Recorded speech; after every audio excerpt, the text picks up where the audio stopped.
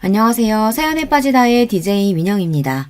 오늘도 두 가지 사연 준비되어 있으니 재미있게 들어주시고요. 구독과 좋아요 버튼도 눌러주세요. 그럼 오늘의 사연 함께 시작해 볼게요. 안녕하세요, 여러분. 저는 30대 여자입니다.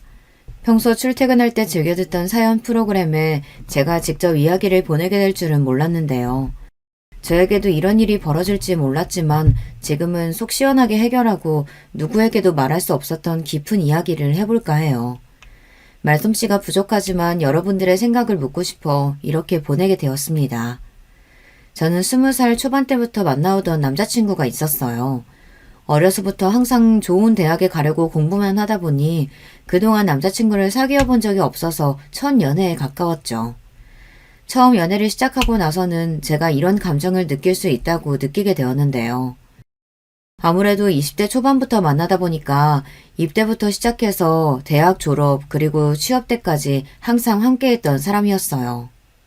군대까지 기다릴 줄은 몰랐는데 고무신에서 꽃신을 신고 서로 아껴주며 만나와서 그런지 시간이 갈수록 이 사람과는 정말 결혼까지 할 수 있을 것 같았습니다. 남자친구는 다정한 성격에 자기 일에 있어서 책임감을 가지고 있는 모습을 보고 그 사람을 만나면서 배울 점이 많다는 것도 느끼게 되었어요. 저희 관계가 조금씩 달라졌던 시점은 남자친구가 군대를 전역하고 난 뒤 행정고시를 준비하기 시작했을 때였어요. 오빠, 이번에 복학한다고 했지? 아니, 이번에 복학을 좀 미루고 행정고시를 준비해보려고 해. 그래도 대학은 미리 졸업하고 준비하는 게 낫지 않겠어? 그냥 빨리 보고 공무원 된다고 생각하면 대학은 필요가 없을 것 같아서. 자기도 알잖아. 나 공부 잘하는 거. 왠지 한두 번이면 붙을 것 같은데? 그렇긴 하지만 행정고시가 그렇게 만만한 거는 아니라고 그러더라고. 내 주변에서도 많이 봤고. 에이, 자기 나 몰라? 내가 제대로 준비하면 다를 거야. 어떻게 공부하는지 아니까 2, 3년 안에는 할 수 있지 않을까? 오빠의 뜻이 그렇다면 뭐 한번 도전해 보는 것도 괜찮지. 아무래도 중요한 시험 준비하는 기간에는 자주 못 만날 수도 있고 자기가 서운해할 수도 있어. 알지? 나 자기랑 결혼하고 싶어서 공무원 준비하는 거야. 졸업하고 나서 안정적인 직장 잡는다는 보장도 없고 내가 할 수 있는 선에서 공무원이 가장 나은 직업인 것 같아. 염치 없는 소리지만 자기가 조금만 기다려줬으면 좋겠어. 오빠가 하고 싶은 일이라면 얼마든지 지지해줄 수 있지. 열심히 준비해봐. 남자친구가 실제로 대학에서도 상위권 성적을 유지하고 있었기 때문에 저는 어느 정도 신뢰가 가는 부분들이 있었어요. 그리고 무엇보다 좋아하는 사람이 꿈을 위해서 준비하고 싶다는데 반대할 만한 사람이 어디 있겠어요. 그날 이후 시험 일정을 알아보더니 문제집도 하나씩 사서 열심히 준비하는 모습을 보니까 공무원에 대한 뜻이 확고하다는 것을 느끼게 되었죠. 첫 시험을 준비하는 동안 오빠의 말대로 저희는 자주 만나지는 못했지만 서로의 자리에서 노력하며 사랑을 이어왔어요. 또 시험을 준비하는 남자친구에게 데이트 비용을 부담하라고 이야기하는 건 아닌 것 같아 먼저 취업을 나갔던 제가 대부분 비용을 부담해주고 또 공부하면서 필요한 책들도 많이 구매해 주었어요. 오빠가 시험 준비에 필요한 부분들을 채워주면서 행정고시를 잘 볼 수 있도록 도움을 주는 역할을 해주었다고 저는 생각하고 있어요. 물론 공부하는 건 남자친구지만 이런 세밀한 부분을 챙겨주는 것도 도움이 될 수 있다고 생각하고 있었거든요. 시험이 가까워질수록 자주 만나기가 어려워서 서운하긴 했지만 그래도 남자친구가 2년에서 3년까지는 해보고 싶다고 이야기하니 저도 믿고 기다리기로 했어요. 첫 시험이 있던 날 남자친구는 잘 보고 오겠다고 들어갔지만 나왔을 때 표정은 뭔가 달라졌어요. 뭔가 물어보기는 미안하기도 하고 기분 전환을 위해 음식점에 갔고 그날은 아무렇지 않게 보냈던 것 같아요. 2달 뒤 결과가 나왔을 때 첫 시험에 아쉽게 떨어지긴 했지만 남자친구는 점수를 보고 나서는 더 자신감이 붙은 모습이 보이더라고요. 스스로 점수가 조금 모자랐다면서 내년에는 꼭 붙을 수 있을 거라고 말했어요. 이번에는 정말 아쉽게 됐어. 조금만 더 잘 봤으면 붙었을 텐데. 이 점수면 그래도 첫 시험치고는 나쁘지 않은 것 같아. 다음 시험 때는 왠지 붙을 수 있겠는데? 시험이 1년에 한 번밖에 없어서 아쉽긴 하지만 그래도 오빠가 열심히 한다면 다음번에 붙을 수 있을 거야. 고마워. 다 자기가 옆에서 내조해준 덕분이지. 도시락도 싸주고 또 종종 나 용돈도 주잖아. 오빠가 힘들어하는 것보다는 내가 도와줄 수 있는 건 도와주는 게 맞지.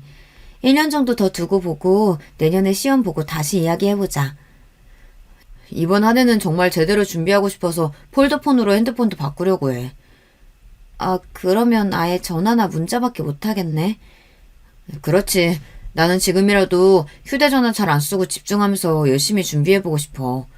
자기한테는 미안하지만 그래도 자기가 있어서 내가 폴더폰으로 바꾼 거야. 알지? 아마 없었으면 아예 사용하지 않았을 거야. 그렇게까지 마음먹었으니 내년에는 정말 붙겠는데? 응원할 테니까 열심히 해봐. 그렇게 남자친구는 정말 1년 동안 휴대전화를 사용하지 않았고 그 다음에 시험을 열심히 준비했어요. 제가 봐도 공부에 열정을 가지고 하고 있는 듯한 느낌이 들 수밖에 없었고 저희의 데이트 장소는 항상 독서실 아니면 잠깐 만나서 저녁을 먹는 걸로 끝내야 했지만 본인의 미래를 위해 노력하는 모습이 그때는 더 좋아 보이더라고요. 시험 준비하는 과정을 지켜보는 동안 아쉬운 마음이 있었지만 그래도 남자친구가 미안해하지 않도록 최대한 티를 내지 않으려고 했는데요. 그게 시간이 갈수록 잘 안 되더라고요. 매번 헤어지는 거 너무 아쉽다. 그냥 우리 결혼해서 같이 사는 건 어때? 어차피 할 결혼이라면 나는 차라리 지금 하는 게 낫다고 생각해. 나도 생각을 안 하고 있진 않았는데 그거는 준비가 되어 있어야 하는 거지. 난 내가 결혼할 수 있을 정도로 자리를 잡고 떳떳할 때 하고 싶어. 나도 직장 다니면서 모아둔 돈도 있고 처음에 누가 크게 시작해 작게 시작하는 거지. 그런가? 조금 더 생각해보고 시험 결과 보고 결정하자. 그리고 내가 근사하게 프로포즈하고 싶은데 결혼 얘기는 이렇게 하는 건 아닌 것 같아. 그래, 일단 시험 준비 열심히 하고 결혼에 대해서는 다음에 얘기하자. 제가 생각할 때는 지금 내조를 해주는 건 결혼을 해서도 해줄 수 있는 부분이라서 오히려 부담을 덜어주기 위해 이야기를 한 거였는데 남자친구는 제가 고생하는 게 싫다면서 본인도 어느 정도 준비가 되고 떳떳할 때 하고 싶다고 이야기를 했어요. 저는 직장에서 그리고 남자친구는 고시원에서 그렇게 지내며 서로 각자의 자리를 지켜가며 알콩달콩 연애를 할 수 있었어요. 물론 많이 보지는 못했지만 그래도 남자친구와 종종 만나는 시간이 저에게는 힐링이었거든요. 저에게 잘해주는 것도 좋았지만 사람이 책임감을 느끼고 하나의 일에 열중하는 모습을 보니 멋있어 보이기도 했어요. 그래서 남자친구의 말대로 두 번째 시험을 기다려보기로 했죠. 태연 씨는 행정고시 준비한다 그랬나? 이번이 두 번째 시험이지? 근데 시험이 끝나도 연락이 없네. 혹시 떨어져서 연락 못하는 거 아니야? 그럴 리가. 우리는 원래 그런 문제 숨기지 않기로 약속했거든. 떨어지면 떨어질 수도 있지 뭐. 근데 너는 언제쯤 태연 씨랑 결혼할 거야? 계속 시험만 기다릴 건 아닌 것 같고. 둘이 그래도 졸업하기 전부터 만났으니까 꽤 오래 만나지 않았어? 슬슬 결혼할 때가 되긴 했는데 아직은 오빠가 공부하고 있으니까 일단 기다려주려고. 야, 너무 헌신하면서 잘해주지 마. 나중에 시험 붙어서 도망가 버리면 어떡하려 그래. 에이, 오빠는 그럴 일 없어. 지금도 얼마나 나한테 잘해주고 오빠가 오히려 더 헌신적이야. 너가 몰라서 그래. 그래? 뭐 두 사람의 일이니까 뭐. 그나저나 행정고시 하니까 혜민이 알지? 걔도 시험 준비한다더라? 혜민이가? 걔도 공부 잘했잖아. 예전에 몇 번 연락했었는데 잘 지내나? 걔네 집안이 좀 빵빵해? 시험 준비도 엄청 편하게 하지. 매달 용돈 받으면서. 진짜 대단한 집인가 보네. 용돈까지? 뭐 너희 집에 비하면 별거 아닐 수도 있는데 걔네 집도 장난 아니더라고. 친구와 즐겁게 술자리를 가지긴 했지만 사실 친구의 말을 듣고 불안하지 않은 건 아니었어요. 저도 어느 정도 결혼에 관해 생각이 있는데 저만 조급한 것 같고 따로 남자친구는 이야기도 꺼내지 않으니 제가 너무 앞서갔다고 느껴지기도 했거든요. 친구의 말을 들으니 혹시라도 그런 일이 생기면 어떡하나 싶기도 하고요. 잡생각이라고 생각하고 그냥 넘겼는데 시험이 끝나고 온종일 연락이 안 되던 남자친구에게서 연락이 왔어요. 자기야, 왜 이제야 연락해? 시험 보고 나왔어? 자기야, 시험? 봤지. 술은 어디서 그렇게 마셨어? 결과 안 좋아서 그런 거야? 난 분명히 열심히 했다고 했는데 생각보다 잘 되지 않으니까 답답해서. 사실 행정고시라는 게 단기간으로는 안 되는 경우가 많대. 너무 스트레스 받지 마. 그래도 나 너랑 결혼하고 싶은데 자꾸 잘 안 되니까 내 모습이 초라해지는 것 같아서 너한테도 미안해.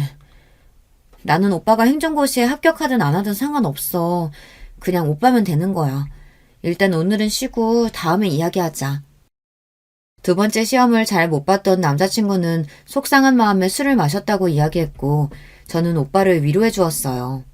사실 행정고시 시험이라는 게 한두 번 본다고 해서 바로 붙을 수 있는 것도 아니고, 꾸준한 공부가 필요한 부분이잖아요. 아무래도 남자친구는 본인이 휴대전화까지 바꿔가면서 준비했는데, 결과가 잘 나오지 않으니 거기에 대한 스트레스를 받는 것 같았어요. 그 다음날 남자친구를 만나 진지하게 다시 공부에 대한 이야기를 꺼내봤는데요. 저는 사실 남자친구가 어떠한 일을 하든지 상관없었기 때문에 꼭 공무원이 되지 않아도 된다고 말을 했었거든요. 하지만 제 생각과는 다르게 남자친구의 뜻은 확고했어요. 이번이 두 번째 시험이라서 선뜻 관두라고 이야기는 못하겠지만 오빠가 너무 힘들다면 그만두는 것도 나는 괜찮다고 생각해. 좋은 경험이었다고 생각하면 되잖아. 하지만 지금까지 공부해오는 것도 있고 한 번 더 준비해보고 싶은데 자기 생각은 그만했으면 좋겠다는 거야? 그런 게 아니라 오빠가 뜻이 있다면 계속하는 걸 지지해줄 수 있지. 하지만 너무 힘들다면 억지로 할 필요는 없다는 거야. 여기까지 온 이상 이대로 안 하는 건 내가 자존심이 상해서 안 될 것 같아. 자기가 힘들겠지만 내가 성공하면 다 꼭 갚아줄게. 1년만 더 기다려줄 수 있겠어? 당연하지. 자기가 공부에 대한 뜻이 있다면 계속 해봐. 확고하게 할 수 있을 것이라고 이야기하는 남자친구를 보며 저렇게 자신감 있게 이야기하는 사람인데 언젠가는 꼭 성공할 수 있을 것 같았어요. 그래서 그 뒤로 저에게 해달라고 하는 건 거의 들어주었던 것 같아요. 저도 남자친구의 미래를 위해 아낌없이 지원해 주었던 것 같아요. 사랑하는 사람이 미래를 위해서 준비한다고 하는데 도와줄 수 있을 때 도와주는 게 마음도 편했거든요. 그 뒤로도 저는 회사를 출근하고 남자친구는 독서실로 출발하는 게 3년 정도 되었을 무렵에는 이번 시험에는 꼭 붙을 수 있길 저도 기도했던 것 같아요. 벌써 내일이네. 결과가 어떻든 간에 나는 오빠 응원하니까 열심히 보고 와. 당연하지. 우리 이번 시험 끝나면 내가 정식으로 프로포즈 할게. 지금까지 기다려줘서 고마워. 시험 잘 보고 와. 이번에는 결과가 어떻든 간에 우리 꼭 결혼하는 거다? 당연하지. 나도 이번이 마지막이라고 생각하고 열심히 보고 올게. 저에게 프로포즈 하겠다고 하던 남자친구의 말을 들으니 이 사람도 저와 미래를 꿈꾸고 있었다는 게 기뻐서 결과가 어떻든 결혼은 추진하는 게 좋겠다는 생각이 들었어요. 저도 나이가 차기 시작했고 부모님들도 언제쯤 결혼할 거냐고 많이 물어보시더라고요. 그리고 무엇보다도 고시원에서 불편하게 지내는 남자친구가 걱정이 되어서 다시 준비하더라도 제가 내조를 해주면서 했으면 좋겠다는 생각이 들었기 때문에 예전부터 결혼은 하고 싶다고 생각하고 있었거든요. 기다리던 시험날이 되었고 자신만만하게 들어갔던 남자친구는 결국 세 번째 시험도 붙지 못하고 떨어지게 되었어요. 이번에는 자신 있다고 이야기했지만 2달 뒤 결과가 나왔을 때는 표정이 좋지 않더라고요. 그 뒤로는 저도 어떤 위로를 해주어야 할지 몰라 등만 토닥거려 주었는데 남자친구는 괜찮다며 이제 현실을 봐야겠다고 말해주었어요. 안타까웠지만 이런 경험도 좋은 경험이라고 생각하겠다고 이야기를 들으니 저도 안심이 되더라고요. 곧이어 남자친구는 저에게 결혼에 대한 뜻을 말해주었는데요. 자기 말대로 시험 때문에 결혼을 미루는 건 아닌 것 같아. 결혼하고 나서도 계속 준비할 수 있는 거기도 하고 자기만 괜찮다면 나는 자기랑 결혼하고 싶어. 나도 오빠와의 미래 그리면서 내가 오빠 옆에 있었으면 좋겠다고 생각했어. 시험은 나중에 준비해도 되고 취업도 천천히 준비하면 괜찮을 거야. 오빠는 능력 있으니까. 이해해줘서 고마워. 내가 너무 이기적으로 굴었던 것 같아. 일단 양가 부모님 찾아뵙고 인사드리고 나도 일자리 한번 찾아볼게. 시험에 떨어진 건 아쉬웠지만 남자친구가 양가 부모님과 찾아뵈면서 인사도 나누고 취업에 대한 의지를 내세우니 저도 남자친구를 지지해주기로 했어요. 처음에는 학교 공부도 다 마치지 않은 상태라서 그런지 남자친구는 취업에 대한 걱정이 가장 큰 것 같더라고요.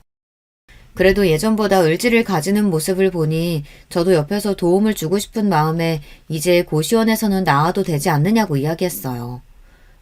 이제 오빠도 취업할 건데 고시원에서는 나오는 게 어때?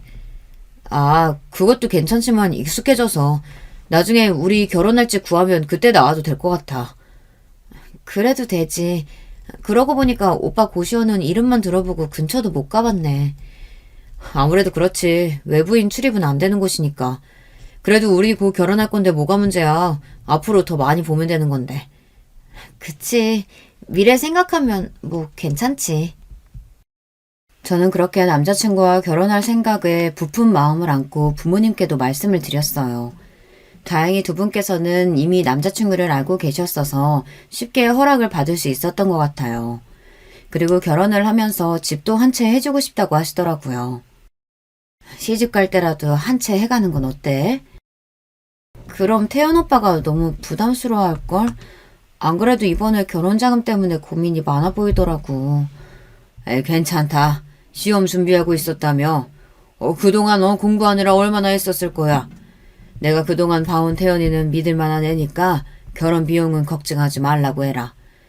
집이 부담스러우면 식장 비용 정도는 우리가 해줄 수 있지 않니? 그건 그렇죠. 아빠가 아시는 곳 있으시다고 들었는데 거기서 할까요?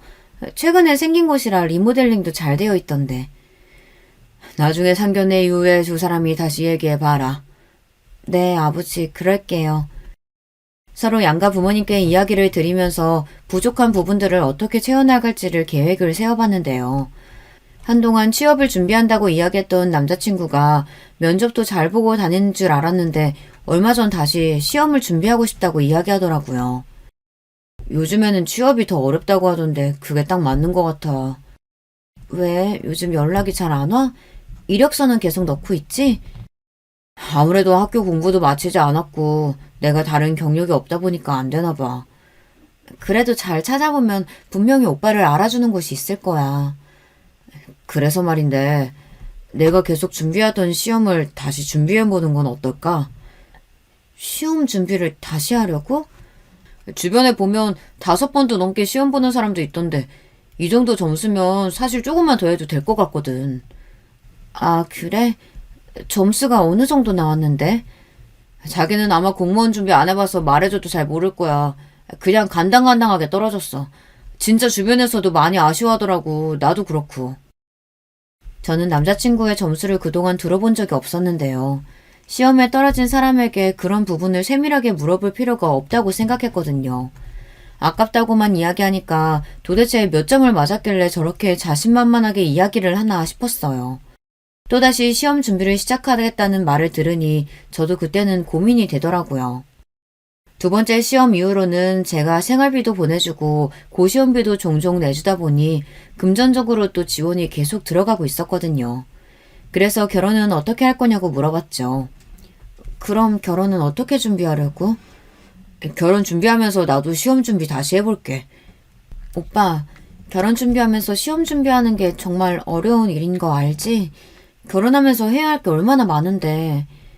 조금만 넉넉하게 기간 잡고 준비하면 되지. 자기랑 결혼도 하고 싶고 시험도 준비하고 싶단 말이야. 오빠한테 부담이 오히려 많이 될 텐데 한 가지만 하는 게 더 낫지 않겠어? 아니야. 이번에는 꼭 붙어볼게. 결혼 준비도 열심히 하고. 화끈하게 남자친구가 이야기하는 걸 들으니 그게 가능할 일일까 싶었지만 할 수 있다고 하니까 믿어주기로 했어요. 결혼 준비 같은 경우에는 아무래도 시간적인 여유는 제가 더 많아서 남자친구에게 일정이 생기면 그때 미리 말을 해주겠다고 한 뒤 양가 부모님도 뵙고 왔습니다. 결혼을 준비한다는 것은 기뻤지만 한편으로는 남자친구가 잘할 수 있을까에 대한 걱정도 되었던 것 같아요. 하지만 걱정했던 제 예상과는 다르게 결혼 준비에 대해서 남자친구도 협조적이었고 시험도 잘 준비해 나가는 것 같았어요. 만나서 근황을 나누던 중 시험을 준비하는 남자친구를 보니 자연스럽게 친구가 생각났어요. 그러고 보니까 내 친구 중에 혜민이라고 알지? 걔도 이번에 행정고시 준비하고 있다더라고. 아, 그래? 걔 공부도 잘했잖아. 경쟁자가 한 명 늘어났네. 걔도 2-3번 정도는 본 것 같던데 오빠랑 준비하는 기간도 비슷해. 아, 그래? 뭐 잘 준비하겠지. 뭐 그나저나 우리 상견례 식당은 어디로 할까? 내가 리스트 알아왔어. 시험 준비하느라 바쁠 텐데 이런 것까지 알아봤어? 당연하지. 꿈에 그리던 자기와의 결혼인데 이 정도는 해야지. 뭔가 급하게 말을 돌리는 느낌은 있었지만 저랑도 별로 친하지 않은 친구였고 오며 가며 인사만 나누던 사이라 그 뒤로는 딱히 이야기할 것이 없어서 자연스럽게 넘어갔던 것 같아요. 직장을 다니면서 결혼 준비를 한다는 게 쉽지는 않았지만 양가 부모님께서도 저희의 뜻을 따라주셨고 그래서 생략할 수 있는 부분은 생략하고 결혼을 하기로 했어요. 남자친구도 스스로 공부하는 시간을 정해 열심히 하고 있고 저도 직장을 다니면서 결혼 정보를 얻으며 생활하고 있었는데요.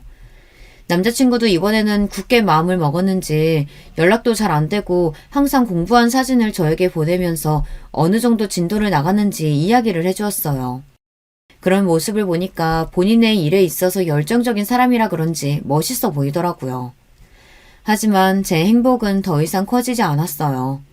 그 당시에 굳게 남자친구를 믿고 있었던 제가 바보같이 느껴진 일이 생겼거든요.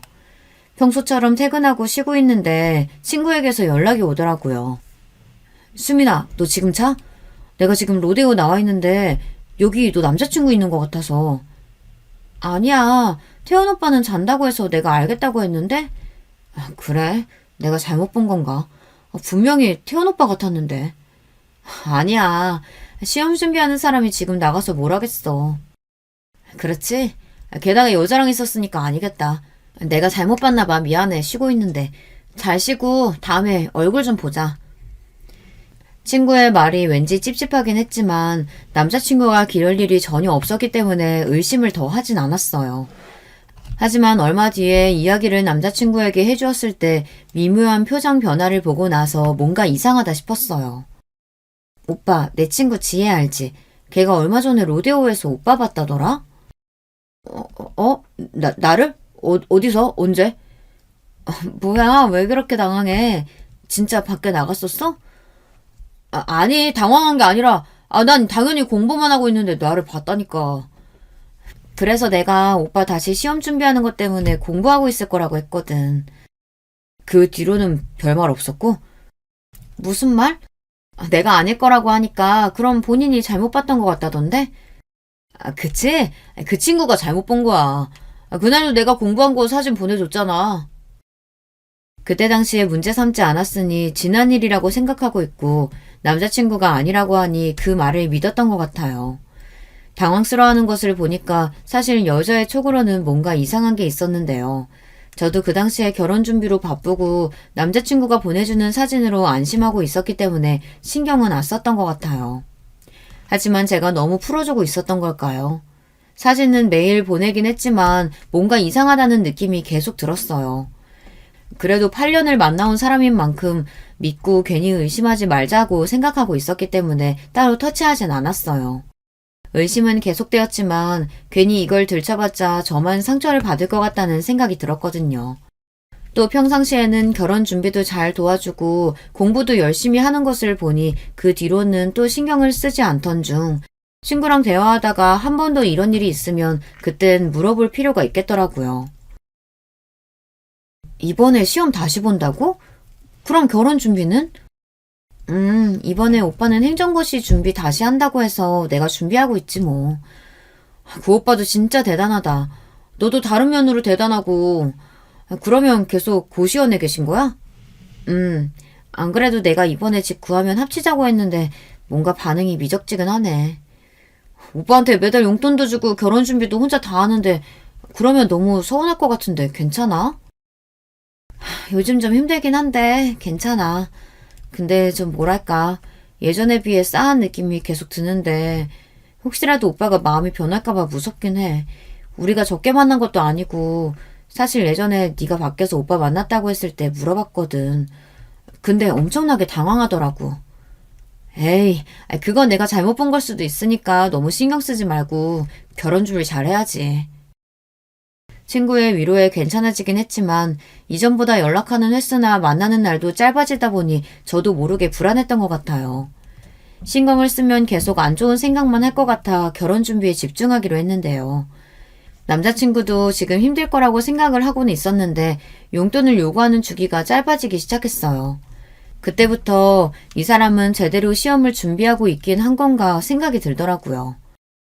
자기야, 나 오랜만에 친구들 만났는데 혹시 용돈 좀 미리 줄 수 있나? 이번 달만 해도 벌써 세 번째인데 오빠, 내가 돈을 많이 버는 것도 아니고 부담돼. 나 시험 준비하느라 잘 나가지도 못하고 힘들었는데 그 정도도 못해줘? 나중에 시험 붙으면 호강시켜준다니까. 아니, 오빠 그게 벌써 몇 번째인데. 이번에는 진짜 어려워. 아니, 이럴 때 남자친구 기살려줘야 하는 거 아니냐? 너 나랑 결혼한다며. 미리 내조한다고 생각하면 되잖아. 그게 어려워? 그 말을 듣고 나니까 저도 모르게 욱하는 감정이 생길 수밖에 없었어요. 그동안 제가 보내준 돈이 얼만데 저렇게 말하나 싶었거든요.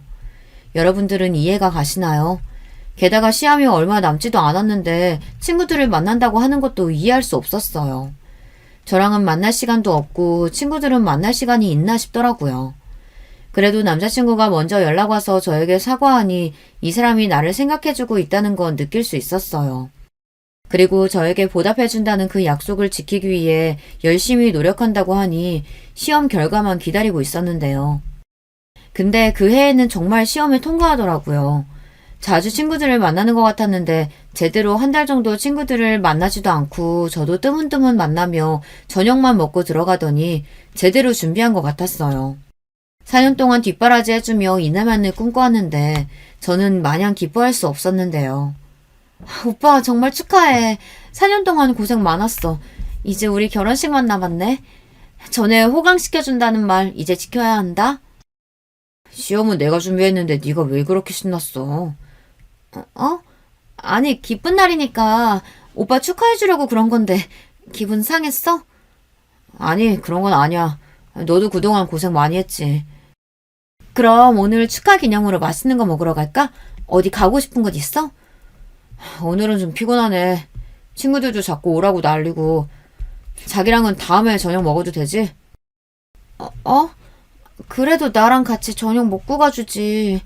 나도 오빠 시험 합격한 거 많이 기다렸고 축하도 해주고 싶은데. 아니면 나도 오빠 친구들을 보러 같이 갈까? 거길 네가 왜 같이 가? 자기는 집에서 쉬고 있어. 내가 끝나고 보러 갈게. 알았어. 어쩔 수 없지. 잘 다녀와. 저는 바보같이 남자친구를 보내주었어요. 솔직히 시험이 끝났으니 친구들이랑 놀고 싶었겠지 하는 마음에 서운해도 참았던 것 같아요. 그동안 남자친구에게 서운한 게 있어도 시험 때문에 그런 거겠지, 힘들었겠지 하며 정작 제 감정은 제대로 챙기지 못한 것 같더라고요. 남자친구는 시험에 합격한 뒤로는 얼마 남지 않았던 결혼에 대해서 더 이야기하지 않더라고요. 청첩장도 나왔고 친구들도 만나면서 전해주어야 하는데 계속 회피하기 바빴어요. 결국 참다 못한 제가 남자친구 고시원을 찾아가게 되었는데요. 안녕하세요. 혹시 여기 김태현 씨 있나요? 아니요. 그 청년은 작년에 나갔는데 시험 붙은 거 아니었어요? 시험은 올해 붙었는데 작년에 나갔다고요? 네, 웬 여자랑 같이 와서 나간다고 짐을 싹 빼가던데. 네, 알겠습니다. 충격적인 일이 아닐 수 없었어요. 저는 그동안 남자친구 계좌로 용돈과 고시원비에 보태라고 돈을 계속해서 넣어주고 있었거든요. 배신감은 물론 여자랑 같이 왔다고 하니 손까지 떨리기 시작했어요. 저는 바로 남자친구에게 전화를 걸어 따지기 시작했죠. 오빠, 지금 어디야? 나 지금 친구들이랑 있지. 왜? 지금 바쁜데 나중에 통화하자. 오빠, 고시원 방 뺐어? 응. 돈 나가는 것도 아깝고 해서 얼마 전에 시험 붙고 뺐지. 내가 방금 사장님이랑 대화해보니까 작년에 뺐다는데 무슨 소리야? 그러면 그동안 내가 보내준 돈은 어디다 쓴 거야? 아니, 지금 바쁘다니까 왜 전화해서 따지고 있어. 그리고 네가 거길 왜 가? 남의 사생활까지 왜 간섭이야? 우리가 남이야? 당장 다음 달에 결혼할 사이인데 남이라고? 남자친구의 말을 듣고서 한참 벙쪄 있었던 것 같아요. 그리고 그날 저녁 바로 카페에서 어떻게 된 일인지 듣게 되었는데요. 남자친구는 제가 예상하지 못한 사람을 데리고 왔더라고요. 혜민이 네가 왜 오빠랑 같이 와? 네가 지금 보는 그대로야. 우리 사귀고 있어. 뭐라고? 지금 둘이 사귄다고? 시험 준비하면서 자주 보다 보니까 그렇게 됐다. 미안해, 너한테는. 그게 지금 8년 만난 사람한테 할 소리야? 야, 너만 기다린 게 아니라 혜민이도 내 시험 뒷바라지 해주면서 기다렸어. 착각하나 본데. 난 애초에 너랑 결혼할 생각으로 만난 것도 아니었고. 수민아, 미안해. 우리 대학 시절에 깊게 아는 사이는 아니었지만 나도 사실 태연 오빠 좋아하고 있었어. 시험 준비하면서 서로 공감되는 게 있으니까 끌렸던 거고 넌 자주 만나지도 못했잖아. 두 사람이 이야기하는 것을 듣고 있으니 머리가 아파왔어요. 친하진 않았지만 그래도 친구였던 사람에게 배신당하고 8년을 만나왔던 사람이 저런 사람이었을 줄은 몰랐는데 제 시간도 아깝지만 마음이 너무 아프더라고요. 그러면 더 들어줄 필요 없이 헤어지면 되겠네. 내가 바라던 바야. 똑똑해서 그런가 말은 잘 통하네. 둘 다 붙어서 떨어지지 말고 잘 살아. 이 쓰레기들아. 뭐? 쓰레기? 너 지금 혜민이가 누구 딸인 줄 알고 그런 말 하는 거야? 너는 용돈이랑 고시원비 고작 그 정도였지. 혜민이는 내 집까지 구해주고 거기다 내 족까지 탄탄하게 했던 사람이야. 너같이 밥벌이 겨우 하고 사는 거랑 다른 사람이라고. 네가 뭘 잘못 알고 있나 본데 내가 허덕이면서 사는 것처럼 보여도 아니거든? 내가 너한테 다 공개하지 않은 건데 단순히 씀씀이만 보고 사람을 판단하네. 이래봬도 내가 물려받을 재산만 100억대는 훨씬 넘어. 어느 집안 딸인지는 모르겠지만 우리 아빠 기업이랑은 연관이 안 되었기를 바랄게. 말 다 했으면 간다. 예전부터 알았지만 거지 근성은 여전하네. 뭐? 100억대? 진짜야? 난 누구처럼 이런 거 가지고 거짓말 안 쳐. 더 할 말 없으니까 둘이서 잘 먹고 잘 살아봐. 식장 취소 비용은 같이 부담해야 하는 거 알지? 청구할 건 따로 메시지로 보낼게. 솔직히 처음에 혜민이와 등장했을 때도 어이가 없었지만 집까지 구해서 둘이 같이 살았다는 이야기를 듣고 나니 남은 정까지 다 떨어지는 기분이었어요. 사실 저는 대화를 하러 가기 전 좋아하는 마음이 있으니 혹시라도 흔들리진 않을까 걱정이 되었거든요. 하지만 남자친구가 있는 정까지 다 떨어뜨려주니 홀가분하게 나올 수 있었던 것 같아요. 뒤에서 붙잡는 소리가 들렸지만 저는 신경 쓰지 않고 청첩장을 나눠주었던 지인들 그리고 가족들에게 파혼 소식을 알려주었는데요. 이른 부분에 있어서 칼같이 정리하는 성격이라 그런지 마음 정리를 하는 데까지 오랜 시간이 걸리지 않았던 것 같아요. 어쩌면 저도 예전부터 감정적으로 정리를 하고 있었던 것일 수도 있고요. 물론 슬프긴 했지만 결혼을 하기 전에 저런 사람이라는 걸 알아서 다행인 것 같았어요. 그리고 남자친구에게는 청구비가 폭탄으로 날아가게 되었는데요. 제가 결혼식에 대한 로망이 있다 보니 꽤 큰 곳으로 하려고 비싼 곳에 예식을 잡아두었거든요. 그만큼 취소하고 나서 손해를 본 금액이 클 수밖에 없었어요. 하나 둘씩 정리를 하다 보니까 행복해 보이는 사진을 보게 되었는데 그때는 좀 씁쓸하더라고요. 남자친구는 그날 이후로 계속 저에게 미안하다며 전화와 문자를 해오고 있는 상황이었어요. 흔들릴 필요도 없다는 생각이 들어 손해를 본 금액만 문자로 보내주니 더 난리더라고요. 자기야, 내가 진짜 미쳤었나봐. 그동안 뒷바라지 해준 건 넌데 잠시 한눈에 팔았어. 우리 이렇게 끝내면 안 되는 거잖아. 이미 식장도 취소했고 부모님께도 말씀드렸어. 아빠도 너한테 엄청 실망하셨던데. 돈 많은 사람 좋으면 혜민이랑 살면 되잖아. 아니야, 나한텐 너밖에 없어. 진짜야. 그동안 걔가 나한테 입에 발린 말로 계속 유혹했어. 그래서 그런 거야. 걔네 집이 돈 많다는 걸 알고 너가 접근했던 건 아니고?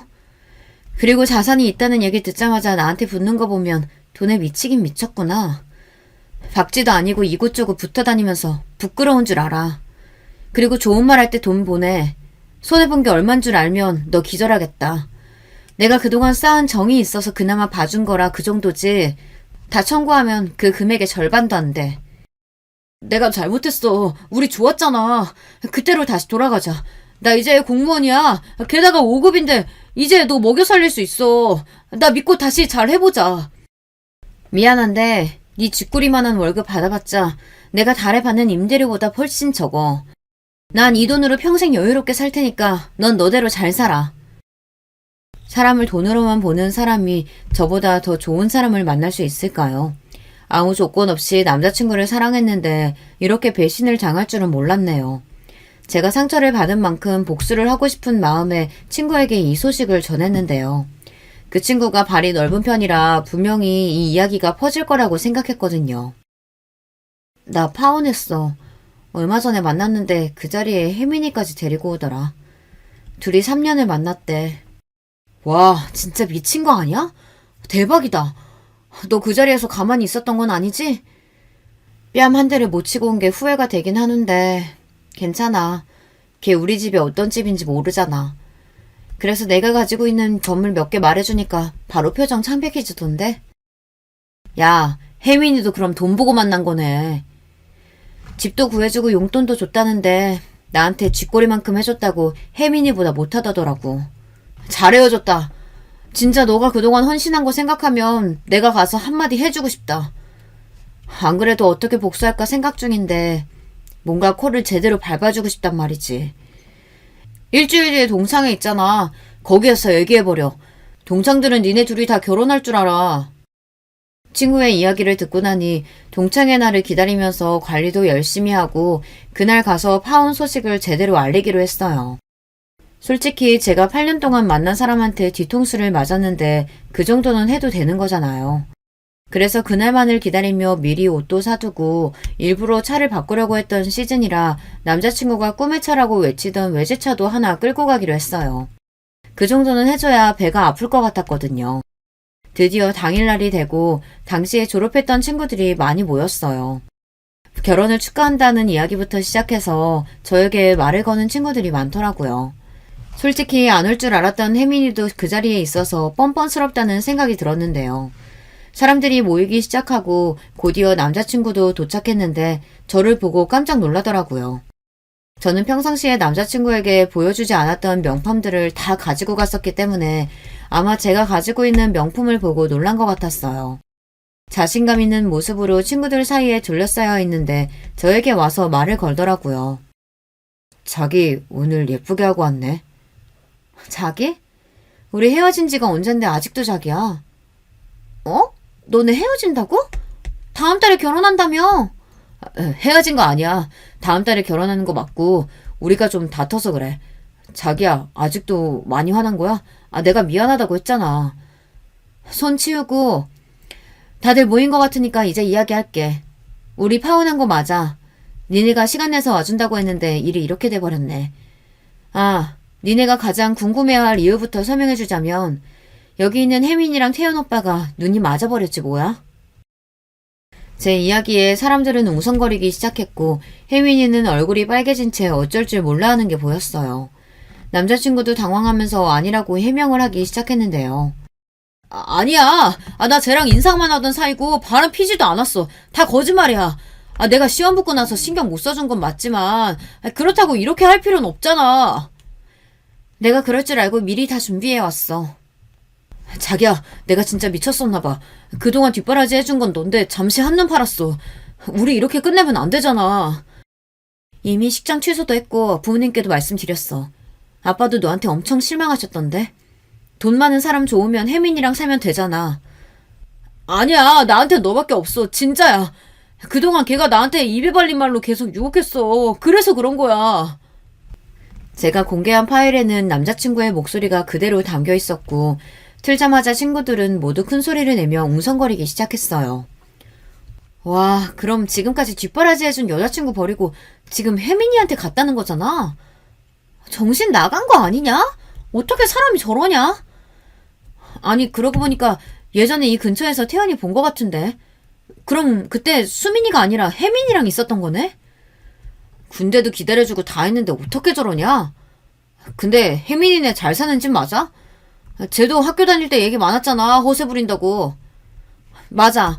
계산할 때마다 사라지고 본인이 손다면서 우리가 다 냈잖아. 태연이는 제대로 알아보고 만난 건가? 그때부터 분위기가 소란스러워지기 시작하자 혜민이도 가만히 있을 수 없었는지 서서 나가려는 액션을 취하더라고요. 그걸 본 친구들은 혜민이에게 정말 사실이냐며 물어보니 아무 말도 못하고 있던 혜민이는 저를 향해 이야기했어요. 아니야, 다 거짓말이야. 나 태연 오빠랑 만난 건 맞지만 수민이랑 헤어진 줄 알았어. 정말이야. 뭐 이혜민, 너 말 다 했어? 네가 그동안 나한테 뭐라고 했는지 여기서 다 말해줘? 내가 뭘? 그리고 진짜 나쁜 건 오빠지. 양다리 걸친 건 오빠잖아. 뭐라는 거야? 너도 다 알면서 만난 거잖아. 저런 재미없는 애 왜 만나냐고 네가 더 잘해준다고 말할 땐 언제고 이제 와서 발뺌이야. 동창회는 두 사람의 싸움으로 번지기 시작했고 친구들은 모두 둘 다 똑같다며 혀를 차기 시작했어요. 저에게 와서 위로도 해주고 같이 욕을 해주는 친구들이 있으니 뭔가 후련하기도 하고 한편으로는 씁쓸한 마음도 생기더라고요. 그래도 제대로 한번 먹였다는 건 확실했어요. 이제 모르는 친구들도 없을 거고 다들 두 사람을 피할 것은 분명했으니까요. 그렇게 한번 터뜨리고 나니까 속도 후련해지고 동창회를 정리하고 밖으로 나가니 남자친구가 기다리고 있었어요. 이러니까 네 속이 시원해? 당연하지. 니들이 한 짓을 생각하면 아직도 멀었는데 그동안 만난 정이 있으니 이 정도인 거야. 내가 사과도 하고 앞으로 안 그러겠다고까지 했는데 이렇게 내 인간관계까지 만쳐놓는 게 말이 돼? 그럼 반대로 너는 혜민이랑 바람핀 건 말이 되는 거고? 날 몇 년이나 속였는데 이 정도도 못하면 불공평하지. 진짜 내가 잘못했다고 하잖아. 한 번 실수한 거 가지고 이렇게까지 할 일이냐고. 미안한데 너는 한 번이라고 생각하지? 몇 년 동안 날 속아가면서 받았던 돈, 결혼 준비하면서까지 바람핀 사람을 믿으라고? 행정고시도 패스한 사람이 그 정도 머리는 안 돌아가나 봐? 제 마지막 말을 끝으로 남자친구는 더 이상 이야기를 하지 않았고 저는 그대로 외제차를 끌고 집으로 돌아와 버렸어요. 엄마께서는 제 표정이 좋지 않으니 더 묻지 않으셨고 아빠께서는 화가 많이 나셨더라고요. 그래도 결혼하기 전에 알아서 이 정도였지 결혼을 했으면 이혼 절차도 밟아야 하고 일이 더 복잡해질 뻔했네요. 동창회 뒤로도 남자친구가 종종 문자를 해오긴 했지만 결혼식을 준비하면서 들었던 비용의 절반을 받고 난 뒤로는 아예 차단을 해두었어요. 그리고 혜민이는 그 뒤로 동창들의 이야기를 들어보니 완전히 다른 친구들에게도 차단을 당한 상태라고 해요. 진짜 친하게 지냈던 절친들에게도 본인이 잘못한 건 없다며 우겼다고 하네요. 사람은 고쳐 쓰지 못한다고 예전부터 친구들 사이에서도 이야기가 많았는데 이번에 제대로 알았다고 해요. 너 그때 나가고 나서 분위기 장난 아니었어. 그럴만도 하지. 들어보니까 예전부터 말이 많았다면서? 말도 마. 야, 걔한테 심지어 돈 뜯긴 남자애들도 있다던데? 게다가 거기에 걔 예전 남자친구가 있었는데 만나는 시기가 태연 오빠랑 겹치더라고. 진짜 난리도 아니었어. 남자들끼리 주먹 다짐할 뻔했다니까? 와, 걔도 양다리였다고? 진짜 끼리끼리네. 그리고 알아보니까 걔네 집안도 뭐 없던데? 제대로 하고 있었던 것도 없는 것 같고 내가 그렇게 당당하면 기업 이름이라도 말해달라고 했거든. 근데 걔가 입을 꾹 닫고 있으니까 나중에 전 남자친구가 말해줬는데 우리 하청기업이었어. 진짜 그 기업 딸이 맞대? 맞으면 그것도 문제인 게 그럼 그동안 왜 그렇게 살았을까? 내가 알아봤을 땐 그 사장님 딸은 아니었고 회사 직원 딸이었대. 대기업 다니시는 건 맞지만 회장님 정도는 아니라는 거지. 이 정도면 걔 정체 자체가 궁금하다. 도대체 어디부터가 거짓말일까? 평생 그렇게 살 거야. 그런 애들 허언증은 못 고치거든.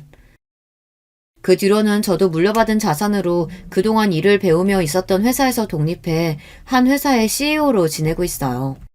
정말 웃긴 건 새 신입사원을 뽑는데 혜민이가 지원했더라고요. 면접 볼 때 제 얼굴을 보고 얼마나 놀랐던지 중간중간 제가 하는 질문에도 대답을 못하고 고개를 떨구고 있어 통쾌했어요. 그리고 동창들에게서 들려온 전 남자친구 소식도 들었는데요. 두 사람은 헤어지고 나서 동창생들 사이에서도 외면을 당하고 있다더라고요. 공무원 생활은 잘하는 것 같은데 다행히 저에게는 그 뒤로는 연락이 안 오고 있어요. 다른 사람에게 상처 주는 일을 한다면 꼭 다시 되돌아간다고 생각해요. 어떠한 관계에 있어서 서로의 예의를 지키는 것도 중요하고요. 이번 기회에 전 남자친구가 진정한 인간관계를 배웠길 바라는 마음이에요. 여러분, 두 번째 사연 시작하기 전에 좋아요, 구독 꼭 눌러주실 거죠? 그럼 두 번째 사연 바로 시작합니다. 안녕하세요. 제가 유튜브를 하는 유일한 이유라고 할 수 있는 사연에 빠지다에 제 부족한 경험담이나마 공유해 볼 수가 있어서 꽤나 기분이 좋습니다. 집이 가난해서 종이에 그림을 원대로 그릴 수 없었던 대신 상상으로 미래를 그렸던 10대 소녀 시절의 저는 풋풋한 감성과는 반대로 일찍이 돈벌이에 뛰어든 현실을 살고 있었어요. 그 시절이라면 가난했던 집집마다 공통점이 있었죠. 다들 못 먹고 사는 만큼 못 배웠다는 사실이에요. 사남매 중에 둘째였던 저는 부끄럽고 안타깝게도 중학교에마저 진학하지 못하고 공장에 다녀야 했습니다. 엄마, 정말 나까지만 공장에 가서 돈 벌면 우리 영준이랑 영선이는 중학교 갈 수 있는 거 맞죠? 오빠나 나처럼 다니고 싶은 학교, 배우고 싶은 공부 이렇게 일찍 포기해야 되는 게 아니라 본인들이 하고 싶은 만큼 학업 이어나갈 수 있는 거죠? 아버지하고도 약속 다 된 거잖아요. 그쵸? 그래, 맞아. 넌 왜 이렇게 의심을 하면서 자꾸 캐묻니? 우리 집 장남하고 장녀만 미안하기 싫이 고생 좀 해주면 우리 집 차남하고 차녀는 실컷 공부시켜줘야지. 그럼 지들도 고마운 마음 가지고 열심히 공부해서 너네한테 은혜 갚으려고 하겠지. 옆 동네 공장에 나가기 시작했던 제 나이 고작 14살이었어요. 그까지 푼돈이라 할지라도 저희 집안에는 너무나 소중한 액수였고 저는 그것을 벌면서 제 안에서 희망의 씨앗을 키우고 있었어요. 그 씨앗은 바로 제 동생들이었답니다. 저는 제 위로 2살 터울의 오빠가 있는데 집안 사정이 너무 안 좋아서 15살 나이에 학업을 그만두고 돈을 벌러 일을 다니게 됐을 때 저에게 오빠가 그랬어요. 영미야, 비록 나는 학교에서 배우는 공부를 더 할 순 없지만 내일부턴 인생의 공부를 배우러 일을 다녀볼까 해. 그리고 나는 내가 내 인생의 공부를 배우면 배울수록 내 동생들이 학교에 머물 수 있는 시간이 길어진다고 믿는다. 오빠, 공장에 돈 벌러 가는 거 맞지? 거기는 생활하는 곳도 있어서 한 달에 한두 번 정도만 집에 올 수 있을 텐데 오빠가 많이 힘들 것 같아서 걱정돼. 그리고 내가 또 걱정되는 건 나도 오빠 뒤따라서 금방 돈 벌러 공장에 다니게 될까 봐서야. 나는 영미 네가 되도록 그런 걱정 안 하길 바랬지만 너한테 괜히 희망 고문하지 않는 게 좋겠지? 그래, 네 말대로 내 바로 아래인 너 역시 돈을 벌러 나가야 될 수도 있어. 하지만 영미야, 우리한텐 영준이랑 영선이가 있다는 사실 잊지 말자. 만약 네가 학교를 그만두더라도 우리 동생들이 학교를 계속 다니고 공부로 성과를 낸다면 우리 집안 활짝 필 수 있어. 그거 잊으면 안 되고 우리는 때를 기다리면서 열심히 살아야 돼. 오빠가 제게 해줬던 듬직한 당부, 그것이 제 안에 남아서 안 잊혀졌죠. 저희 집안이 원래도 형편이 안 좋긴 했습니다만 사실은 제가 7살이었을 때 아버지가 지인으로부터 사기를 당하셨어요. 그때 전 재산을 다 날려서 형편이 몹시 어려워졌던 것이죠. 그 지인이라는 작자는 야반도주를 내서 흔적도 없이 사라지는 바람에 사기당한 돈을 돌려받긴커녕 그 어떤 분풀이도 할 수 없었다고 합니다. 그 시절에는 사기꾼들이 야반도주를 하는 경우가 왕왕 있었네요. 순진한 사람들만 죽도록 손해를 보며 속에는 화병들을 안고 살았죠. 애석하게도 저희 집이 해당됐어요. 사라진 돈만 문제가 아니었고 믿었던 지인에게 당했다는 배신감과 전 재산을 다 잃었다는 허탈감으로 아버지는 심적인 방황을 시작하시면서 가족들과 점차 거리를 두셨어요. 식수가 다 같이 둘러앉아서 두런두런 얘기를 나누고 막내의 재롱을 보고 이랬던 순간들은 다 지나간 것이었습니다. 아버지는 더 이상 그런 시간을 가지길 원치 않으셨어요. 그러더니 점점 술을 가까이 하셨죠. 고된 현장 노동으로 지치신 몸과 마음을 술로 달래시던 것이 습관으로 굳어지셨고요. 그러니 저희 남매에게는 술에 취해 계신 아버지보다 오빠가 실질적인 가장으로 느껴졌던 거였죠. 든든한 버팀목이었던 오빠의 등을 따라서 부지런히 걸으면 빛이 보일 거라고 저희는 다 그렇게 믿었어요. 그러나 현실은 바람대로 흘러가지 않았죠. 어느 초겨울 오빠가 일하다가 손가락을 다쳤어요. 기계에 손이 끼는 사고였는데 병원에서 손가락 마디 하나를 잘라내야 했습니다. 늘 긍정적이고 우직했던 오빠가 처음으로 좌절했어요. 여동생이 자기도 돈 벌겠다고 나선 건 이때였죠. 여동생은 꿋꿋했는데 제가 울었어요. 동생들은 공부를 끝까지 시키겠다는 게 제 목표였는데 그게 무너진 거였으니까요. 혼자 학교를 계속 다닌 남동생은 그 나름대로 부담감에 짓눌려 갔습니다. 그리고 남동생이 중학교를 졸업하기 직전에 아버지가 돌아가셨어요. 겨울에 밖에서 술 드시고 주무셨다가 행인이 발견해서 병원으로 옮겨졌는데 끝내는 떠나셨죠. 저체온증 때문이라고 했습니다. 엄마는 기운을 잃으셨고 저는 어떻게든 식구들에게 활기를 나눠주려고 애를 썼어요. 늘 밝게 웃으면서 힘을 냈고요. 저를 보면서 식구들이 기운을 얻길 바란 거죠. 그러나 제 속은 그렇지 못했어요. 외롭고 힘들었네요. 제 나이 21살, 고되고 지친 저를 어루만져줄 남자를 만났어요. 첫 연애였고 그에게 빠졌던 저는 연애에 목숨 걸다시피 했네요. 그러다가 제가 임신을 했고 자연스레 결혼 도장을 찍었습니다. 저는 불러오는 배를 보며 제가 꾸릴 가정에 대한 행복을 그리고 있었는데 어느 날 잠결에 그 남자의 혼잣말을 듣고 말았죠. 이까진 년한테 내가 발목을 잡히다니. 임신이라는 수를 써서 나를 묶어도 화딱지가 나서 참을 수가 없네. 좁은 단칸방에서 그게 참 잘 들렸어요. 저는 애써 자는 척을 이어가며 서러운 눈물을 삼켰죠. 그 남자가 저를 원하지 않는다는 현실을 마주하기 무서워서 회피했습니다. 딸아이는 무사히 태어났지만 이후의 일상은 그렇지 못했어요. 결국 딸이 2돌을 넘겼을 때 이혼했습니다. 그 남자는 홀가분하게 떠나버렸죠. 저는 이혼 딱지 붙은 여자가 돼버렸고 하필 그때 여동생은 드디어 사무 취업한 곳에서 요즘 말로 사내 왕따를 당하며 우울증에 시달리고 있었고요. 가족의 기대를 받으며 부담감에 짓눌리느라 공부만 죽어라 하면서 대인관계는 못하던 남동생은 그런 성격으로 군대를 갔으니 만만하게 찍혀서 가혹행위의 표적이 되고 말았습니다. 사회에 다시 나온 남동생은 정상이 아니었고요. 다니던 대학도 다시 돌아가지 못하고 방황했습니다. 자꾸만 불행이 덮치는 집안이라서 너무나 힘들었어요. 저는 딸만 보고 이악 물고 살았고 그러다 만난 상대가 바로 지금 남편이었습니다. 따스하고 저를 저 있는 그대로 받아주는 사람이었죠. 결국 저는 거부할 수 없는 운명처럼 남편을 사랑하게 됐습니다. 저는 남편이 일찍이 부친을 여의고 모친만 계신다고 하길래 마음의 각오를 더 단단히 했었어요. 사남매를 홀로 키워내신 분이라면 보통 내공이 아니실 터였고 그만큼 힘들게 기중이 키워낸 막내 아들을 저 같은 조건에게 장가 보내실 것 같진 않았거든요. 시어머니께서 저를 따로 보고 싶다고 연락을 주셨고 저는 긴장 속에 시댁에 당도하자마자 사남매 중에 첫째인 큰 신우를 마주쳤어요. 저를 보자마자 위아래로 크게 훑어보더니 대뜸 이렇게 말하더군요. 딸 있는 여자는 재혼하는 거 아니라는 말도 그쪽은 모르시나? 네? 갑자기 그게 무슨 말씀이신지요? 의도를 모르겠네요. 어지간히도 남자 밝히는 게 아닌 것 같다고 지금 그 말하는 거예요. 남자 없인 못 사나 봐? 딸 생각하면 쉽게 재혼 절대 못할 텐데 우리 엄마만 해도 그렇거든요. 아, 그러셨군요. 그런 의도로 말씀하신 거였군요. 잘 알아들었습니다. 그러니까 지금 본인의 막내 동생을 파렴치한 갭으로 이미 낙인을 찍으신 거군요. 이런 누나가 세상에 어디 또 계실까 싶네요. 내가 언제 우리 막내를 파렴치한 갭으로 봤다는 거야? 다짜고짜 왜 사람을 함부로 모함해? 딸 생각하면 재혼 쉽게 못한다고요? 그 말씀 저희 딸이 나쁜 계부를 만날 거라는 전제를 깔고 하신 거 아닌가요?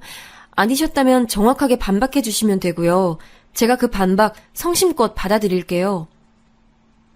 저는 큰 신우이의 무례한 언사에 가슴이 싸늘하게 식는 기분이 들었고 그 감정을 고스란히 담아서 냉정하게 맹점을 파고들었어요. 차마 반박을 못하겠는지 큰 신우는 분해서 미치겠다는 듯 표정을 잔뜩 구겼으나 입술만은 꾹 닫은 채였죠. 그리고 잠시 후 저는 소스라치게 놀라야만 했어요. 안방문이 천천히 열리더니 시어머니께서 모습을 드러내신 거예요. 직감적으로 다 들으셨구나 하는 판단이 섰습니다. 낭패감으로 식은땀이 흐르려던 그때 시어머니께서 조용히 말씀하셨어요. 현숙이 너는 간다고 말을 한 지가 언젠데 아직도 안 가고 있었어. 네 옳게 될 사람 괜히 들들 볶지 말고 넌 네 집에나 가봐. 엄마, 옳게라니 그게 무슨 소리예요? 나는 이런 애 딸리고 성격 더러운 여자 내 옳게로 받아줄 생각 없어요. 너는 어렸을 적에 잠자리에 들면서 아침이 안 왔으면 좋겠다고 자주 말을 했지만 어디 한번 아침이 안 온 적이 있던? 조금은 퉁명스러웠지만 아주 명확하고 호쾌했던 시어머니의 그때 말씀이 아직도 기억에 선명하네요. 저와 남편의 결혼에 큰 신우이의 의사가 개입될 여지가 없다는 것을 시어머니께서는 간단명료한 비유를 통해 알려주신 거였죠. 큰 신우이는 목이 빨개지더니 몸을 휙 돌려서 가버렸고 저는 시어머니와 독대를 했어요. 제게 나긋이 말씀해 주시더군요. 난 말이죠. 내가 남편 없이 자식들 키우며 살아봤기 때문에 그 입장 너무나도 잘 압니다. 홀로 자식들만 보고 살아온 길, 그 선택에 한 점 후회는 없지만 만약 지금 내게 남편과 사별했을 때 당시에 나를 향해 말을 전할 수 있는 기회가 주어진다면 이렇게 말할 것 같아요. 너 지금 속으로 결심한 그 길, 네가 예상한 것보다 100배, 1000배는 더 어렵다. 그러니 되도록 혼자 걷지 마라. 그리고 옆도 보고 가끔은 뒤도 돌아보면서 살아라. 앞만 보고 살다가 놓치게 될 것 너무나 많다. 내가 지금 이 얘기를 왜 해주는 건지 혹시 이유 알겠어요?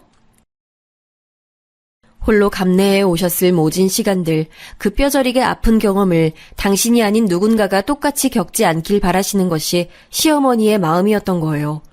저는 왜 시어머니께서 저라는 부족한 조건을 두고 기꺼이 고민을 해주셨으며 저를 따로 보자고 하셨는지 그제야 알 것 같았죠. 시어머니께서는 저를 통해 당신을 투영해보고 계셨습니다. 그것을 알아챈 제가 눈물을 훔치며 고개만 연신 끄덕였어요. 입술이 덜덜 떨려서 차마 감사하다는 인사말조차도 안 나오더군요. 큰 신우이의 무례함 앞에서 저는 냉철해졌지만 시어머니의 자비 가득한 포용 앞에서는 쪽도 못 쏴보고 눈물바람이었네요. 시어머니께서는 그런 저의 손을 가만히 잡아주셨죠.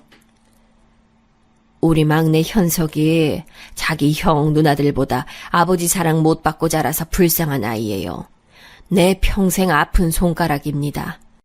당최 누구를 닮은 건지 성격도 무르고 순진하고 순수해서 당하기만 하고 살까봐 걱정되는 자식이고요. 그런 우리 막내 부디 잘 부탁할 테니 예쁘게 잘 살아봐요. 네, 그럴게요. 꼭 예쁘게 잘 살아 보이겠습니다. 저 받아주셔서 정말 감사합니다. 앞으로 지켜봐 주세요. 그로부터 3달 후에 아주 약소하지만 행복이 넘쳤던 저희만의 특별한 결혼식을 올렸어요. 양가에서 올 수 있는 모든 사람들은 그 자리에 다 왔습니다. 넓은 정원이 딸린 식당 하나를 시어머니의 지인분께서 아주 저렴한 가격에 대여를 해주신 덕택에 그곳에서 결혼식을 올렸고요. 의자가 넉넉하게 준비되어 있다고 믿었는데 하객이 하도 많이 와서 부족했어요. 결혼식 다 끝나고 사흘 뒤였나 작은 시누이가 새침하게 저를 향해 말했어요. 저기 올케, 솔직히 쥐뿔 잘난 것 하나 없는 데다가 애까지 달렸다고 하길래 나는 올케의 존재가 괜히 주는 거 없이 싫고 미웠거든? 그런데 형식만 차리려고 진행한 결혼식에 사람이 많아도 그렇게 많을 수가 없는 걸 보고 내가 너무 신기하더라. 이 정도면 올케를 내가 반쯤은 인정해줘야겠구나 싶어지지 뭐야? 올케 생각은 어때? 아, 글쎄요. 전 잘 모르겠어요. 형님 좋으실 대로 하세요. 반쯤 인정해 주시든 반에 반쯤 인정해 주시든 그건 형님 마음이니까요. 이내 제 반응에 작은 시누이는 얼어붙었고요. 제가 본인에게 굽신거리면서 반쯤이라도 감사합니다라고 인사하길 원했던 모양이었는지 제 반응이 마음에 들지 않는다는 표정이 되어서는 저를 한껏 째려봤었죠. 사람 좋은 남편은 자기 가족 얘기를 나쁘게 하는 걸 기피했기 때문에 저에게 대놓고 말은 안 했지만 딱 보면 느낌이라는 게 있잖아요. 윗 형제들이 온순한 막내를 억누르고 이용해오며 살았을 것 같았죠. 그래서 저는 남편의 형제들이 제 안에서 살갑게 느껴지질 않았네요. 감사하게도 축의금이 예상보다 훨씬 더 많이 들어온 덕분에 저희 부부는 가난한 출발보다는 단란한 출발이라는 표현이 어울리는 결혼 생활을 시작했고 정식으로 아빠가 생긴 것에 저희 딸도 무척이나 좋아했어요. 남편과 딸은 쿵짝이 잘 맞는 부녀지간이라 제가 보고만 있어도 흐뭇했답니다. 그런데 사람 직감이라는 거 참 무섭더군요. 맞아도 너무 잘 맞아서요. 아주버님이 남편을 상대로 사기를 친 거였죠. 야, 현석아, 너 내 친구가 이번에 공장 차리는 거 알고 있지? 뭐 몰랐다고? 그럼 지금 내가 얘기해 줄게.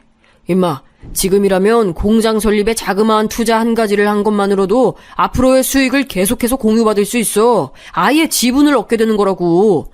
너도 이제 결혼해서 네 가정이 생겼으니 수입원을 하나 더 파놔야 되지 않겠냐? 넌 임마 특이한 경우라서 결혼하자마자 아내뿐 아니라 딸까지 바로 생겼잖아. 2배로 돈줄을 생각해야지, 안 그래? 아주버님은 온갖 감언이설로 남편을 꿰어냈죠. 남편은 고민하면서 저에게 이 사실을 털어놓았는데 저는 탐탁지 않았으나 이미 남편의 마음이 그쪽으로 기운 게 보였어요. 저는 이때 머릿속으로 제 아버지가 옛날에 지인에게 사기를 크게 당하셔서 저희 집이 쫄딱 망하여 힘들게 살았던 전적을 떠올렸죠. 하지만 이미 마음이 기운 남편을 보면서 저도 자꾸만 이런 쪽으로 생각을 하려고 들었던 것 같아요. 에이, 설마 형제간인데 자기 동생 뒤통수를 치진 않겠지. 좋은 기회니까 알려주신 걸 거야. 저희 남매만 보더라도 가난하고 어렵고 정말 힘든 일들로 다사다난했지만 늘 우애가 좋았으니까요. 그래서 남편에게 본인 뜻대로 하라고 해줬어요. 몇 주 뒤 아주버님은 연락 두절이 됐습니다. 댁에 찾아가 봤지만 흔적도 남지 않은 상태였고요. 이 말도 안 되는 사태에 놀라서 남편과 저는 당연히 시댁 식구들에게 먼저 연락을 했었어요. 그런데 상황을 알아차린 큰 시누이는 저희가 본인에게 도와달라고 할까봐 시댁의 발길을 딱 끊고 연락도 안 받았죠. 그리고 작은 시누이는 저희를 비웃었어요. 당하는 사람이 나쁜 거지. 그러길래 왜 오빠 같은 비열한 작자를 믿고서 그런 황당한 투자 얘기를 들어준 거야? 두 사람 다 정말 미련하고 어리석네. 이런 바보들에겐 도와줄 돈 한 푼도 없으니까 괜히 나한테 손 벌릴 생각들 하지 마. 누나, 너무 그렇게 냉정하게 나오면 나 진짜 섭섭해져. 이번에야말로 형이 제대로 된 돈줄을 알아왔다고 한번 믿어봐도 좋다고 나를 설득했던 건 누나였잖아. 그런데 어떻게 이래?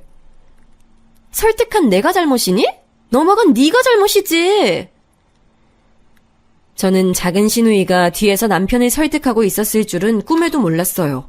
이 사람들이 저희 부부의 축의금을 노리고 작당하고서 한탕 친 건 아닐까 싶은 생각이 들었으나 심증일 뿐이었죠. 저희 부부가 현금으로 융통할 수 있었던 모든 재산 1,000만 원. 당시 저희에겐 엄청난 거금이었어요. 그게 날아갔고 범인은 남편의 형이었으니 속이 문드러졌죠. 특히 남편은 배신감과 죄책감이 뒤섞여서 어쩔 줄 몰라 했고요. 그때 저희 부부를 호출한 사람이 있었으니 바로 시어머니셨습니다. 얼마 되진 않는다만 그간 내가 바리바리 쌈짓돈 따로 모아온 거야. 이걸로 숨은 쉬면서 지내라. 어머님, 정말 감사합니다. 그리고 면목 없습니다. 현명하게 잘 사는 모습 보여드려야 하는데 걱정만 끼쳐드리고 있네요. 죄송해요. 네가 나에게 죄송할 게 뭐가 있어. 자식이 잘못을 저질렀으면 그 부모가 나서는 게 도리인걸.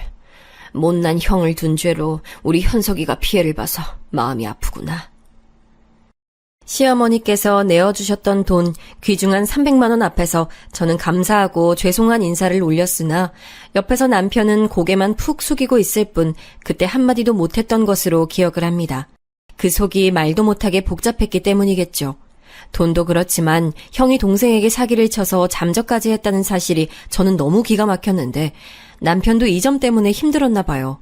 며칠 사이 수척해진 낯으로 저에게 이렇게 말해왔죠. 내가 살면서 형 그리고 누나들한테 당하면서 이것저것 손해본 게 많았거든. 하지만 내가 막내니까 감내해야 할 것 같아서 많이 참아왔어. 내 성격도 물러서 솔직하겐 매번 따질 용기나 재량도 없었고. 하지만 이젠 달라질 거야. 난 처자식이 있는 몸이고 형이나 누나들보다는 내 처자식이 무조건 우선이니까 미친 듯이 일해서 가장의 역할을 제대로 해볼게. 나 믿어주라. 의연해 보이는 남편의 기색은 처음 보는 것이었기에 저는 놀란 마음으로 고개를 끄덕여줬죠. 성공해서 저와 딸을 반드시 호강시켜주고 시어머니께 번듯하게 잘 사는 모습을 보여드리는 것이 남편의 목표라고 했습니다. 남편이 쉬지 않고 열심히 일하며 사니까 저도 자연히 그 분위기를 따라가게 됐어요. 이런 부모 아래서 딸도 게으름 피우지 않고 자기 할 일을 딱딱 맞춰서 하는 아이가 되어갔고요. 따로 그러라고 가르치지도 않았건만 저와 남편을 보면서 자기가 따라가더라고요. 이래서 어린아이 앞에서는 찬물도 함부로 못 마신다고 하나 봐요. 그대로 보고 배우는 게 신기했네요. 남들이 보면 어땠을지 모르겠으나 저희끼리는 무척 행복한 나날이었어요. 무엇 하나 부족하게 느껴지는 게 없었고요. 서로를 의지하면서 더 나은 미래를 꿈꾸며 사는 게 즐거웠습니다. 그러나 다시 한번 인생은 원하는 방향으로 쉬이 흘러가주지 않았어요. 열심히 살며 누구보다도 소박하고 성실한 성공을 꿈꿨던 남편은 주말임에도 거래처 사장에게 잘 보이겠다는 일념 하나로 등산을 따라 나갔다가 산에서 실족했습니다. 병원으로 이송되는 건 늦지 않았으나 하필이면 머리를 다쳤습니다. 병원까지 어떻게 갔는지도 기억이 안 납니다. 제가 쉬지 않고 중얼거리며 남편이 무사히 깨어나기를 눈물로 기도했단 사실만이 분명하게 남아있죠. 그러나 야속하게도 남편은 나흘을 버틴 뒤 세상을 떠났어요. 1년간의 연애, 3년의 결혼 생활, 제 인생에서 남편과는 4년을 조금 넘게 했을 뿐이었는데 마치 제 인생의 전부를 잃어버린 듯한 느낌이 들었어요. 친정 식구들은 다 저를 걱정했죠. 그러나 시댁 식구들은 다 절 원망했습니다. 처음부터 제게 호의적이셨던 시어머니의 외면을 처음 받고서 저는 망연자실했죠. 남편 없이 살 여자 팔자가 있는 건데 내가 그걸 건드리면 안 되는 것이었는데 애미가 우둔해서 자식이 죽었구나. 남편 없이 살 팔자의 여자를 이 아둔한 내가 허락하는 바람에 아유, 우리 현석이 불쌍해서 어떡하노. 아무 죄 없는 우리 현석이 최고로 착한 우리 막내야. 엄마가 너무 미안하구나. 시어머니께서는 가슴을 치며 우셨고 시누이들은 눈빛을 째리면서 저를 죽일 것처럼 쏘아봤어요. 참고로 남편의 소식에 잠적해서 두문불출했던 아주버님께서도 모습을 드러내셨는데요. 그때는 워낙 경황이 없고 제정신이 아니라 차마 짚고 넘어가지 못했는데 아주버님께서 금방 나타나셨다는 것은 시누이들 중에 누군가가 연락을 이어가고 있었다는 얘기가 됐죠. 혹은 2명 다일 수도 있고요. 가증스럽게도 아주버님께서는 눈물을 훔치시며 남편의 죽음을 애도하셨죠. 그러면서도 영정 앞에서나마 미안하다 소리는 입에 안 올리셨고요. 너를 보면 우리 현석이가 생각나고 내 잘못이 생각나니 앞으로 너를 내가 차마 보면서 살 순 없겠다. 너도 이해하지? 어머님, 그 심정 제가 감히 어떻게 이해를 할 수 있겠어요. 다만 앞으로 어머님이 어찌 지내실지 제가 그 걱정이 돼서 영영 곁을 떠나는 것이 마음에 걸려요. 네가 왜 걱정을 하니? 내 걱정을 하고 내 곁을 지킬 내 자식들이 있는데 내 막내 아들 잡아먹은 주제에 입속에 혀처럼 굴지 말고 내 눈앞에서 사라져! 제 남편과는 결이 달랐던 성정이 좋지 않고 효심마저 얕아 보이는 시누이 둘, 아주버님 하나, 그 곁에서 과연 시어머니께서 외로이 지내시지 않고 잘 추스르실 수 있을까 염려가 되었습니다만 제가 그런 티를 낼 수가 없었죠. 막내 아들을 잃은 슬픔으로 격양되어 있는 시어머니께 제가 그 어떤 말씀도 더 드릴 수가 없었네요. 네, 알겠습니다. 제가 떠나겠습니다. 멀리 가서 살겠습니다. 2번 다시는 얼굴 비치지 않겠습니다. 그런데 영영 떠나기 전에 마지막 인사 한 번만 드리러 올게요. 제가 조용히 말씀을 드렸을 때 구석에서 팔짱을 낀 채로 지켜보고 있었던 작은 시누이가 코웃음을 쳤어요. 그러더니 제게 다가와서 제 뺨을 갈겼죠. 또 오긴 왜 와? 오지마, 불길하니까. 우리 언니가 너 처음부터 별로라고 기가 드세서 재수 없다고 했을 때부터 사실 난 알아봤었어. 네가 불운한 존재라는 걸. 저는 맞은 뺨을 부여잡고 있었는데 시어머니께서는 제 쪽을 쳐다보지도 않으셨어요. 그의 씁쓸함을 느낀 제가 꾸벅 목례만 드리고 시댁을 벗어났었죠. 보름 후 저는 이사갈 정리를 다 끝내고 망설임 끝에 시어머니를 찾아뵀어요. 수척하게 기력이 쇠하신 시어머니께서는 그럼에도 제게 손수 문을 열어주셨습니다. 그리고 저에게 반지 2개를 건네셨어요. 은색의 반지들을 보며 제가 영문을 몰라하고 있는데 시어머니께서 나지막하게 말씀하셨죠. 시집 오고 얼마 안 됐을 때 이웃들에게 못된 사기를 당해서 돈을 다 잃었었어. 굶어 죽지 않으려고 있는 거 다 팔았어야 했지. 오죽하면 시집 오면서 지어온 이불마저 다 팔았을까. 그러다 딱 하나 시집 오면서 내가 장만했던 것들 중에 유일하게 팔지 않고 남아있던 것이 바로 비녀였어. 이제는 머리에 달지 않는 그 비녀로 만든 거야. 이거 너 주마. 지난 짧은 기간이나마 서로 좋은 인연을 맺었던 것에 대한 증표로 삼고 남은 인생 잘 살거라. 설마 시어머니께 그런 과거가 있었을 줄이야 상상도 못한 것이었어요. 어쩜 이렇게 결혼 직후 사기를 당하셨던 것마저 저와 일치할 수가 있는지 묘한 씁쓸함이 저를 휘감았네요. 보름 전과는 다르게 저를 향한 원망의 화살을 어느 정도 거두시고 상태가 갈무리 된 시어머니께서는 고요해 보이셨고 또 벌써부터 외로워 보이셨어요. 그래서 저는 제 손바닥 위에 있는 반지를 2개를 가만히 보다가 1개를 집어들었습니다. 어머님, 저는 1개만 가져가겠습니다. 증표라는 건 서로가 나눠야 의미가 확실하니까요. 그동안 감사했고 많이 죄송했습니다. 건강하세요. 눈물이 왈칵 쏟아져서 시어머니를 다시 쳐다보지 못하고 얼른 돌아섰어요. 그게 마지막이었습니다. 저는 남동생이 일 다니면서 자취하고 있었던 지역으로 갔어요. 그래야 엄마가 남동생에 대한 걱정을 덜어내실 것 같았고 그곳이 친정으로 가기도 용이한 위치였고 딸이 학교 다니기에도 적당한 동네였기 때문이었죠. 결과적으로 아주 잘한 선택이었어요.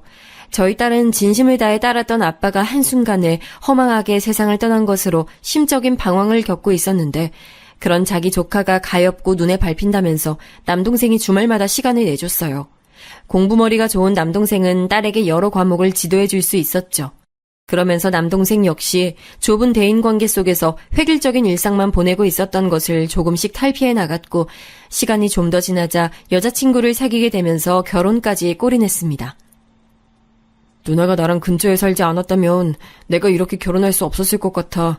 누나가 나에게 용기를 불어넣어주고 계속 잘해보라고 나를 부추겨줘서 내가 결혼까지 한 거야.